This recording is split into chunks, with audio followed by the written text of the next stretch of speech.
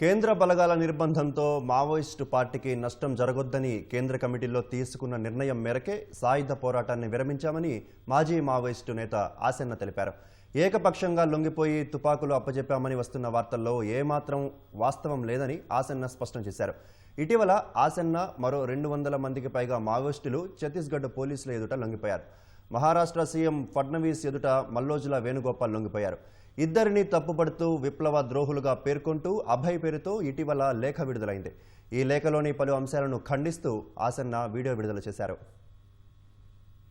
మారిన పరిస్థితులు, ఈ నిర్బంధము, ఈ స్థితిలో మనం పార్టీని కాపాడుకోవడము, మన విప్లవోద్యమాన్ని కాపాడుకోవడానికి మనం సాయుధ పోరాట విరమణ చేయడం తప్ప మన ముందు మరొక మార్గం లేదని చెప్పనేటువంటి నిర్ణయానికి మా పార్టీ ప్రధాన కార్యదర్శి నేతృత్వంలో అట్లాంటి నిర్ణయానికి వచ్చి సీసీ కోర్ మీటింగ్ లో దాన్ని పెట్టి ఫైనల్ నిర్ణయం చేసుకోవాలని చెప్పనేటువంటిది అనుకోవడం జరిగింది. వర్షాకాలానికి ముందే 2-3 పెద్ద ఆపరేషన్లు జరగడానికి అవకాశం ఉన్నది అని చెప్పనేటువంటిది ఒక అంచనా లేదా కొంత సమాచారం మాకున్నది. నష్టాలు నివారించుకునే ప్రయత్నం చేద్దాం అనేటువంటి దగ్గర నుండి సీసీ కోర్ సమావేశం కాకముందే ప్రభుత్వ సాయుధ బలగాలు అభియాన్ను ఆపేలాగా చేయడంలో భాగంగా మేము అప్పుడంతా ప్రక్రియ నడిపించడం జరిగింది.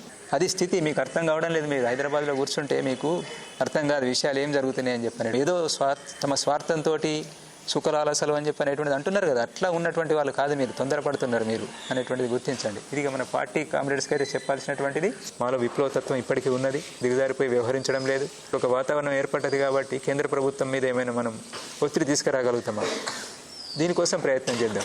ఆ ప్రజాస్వామికవాదులు అనేటువంటి మన టీం ఏదైతే ఉందో వాళ్ళు వాళ్ళకు అది చేయాలనేటువంటిది లేదు, అది ఆ నిజాయితీ లేదు.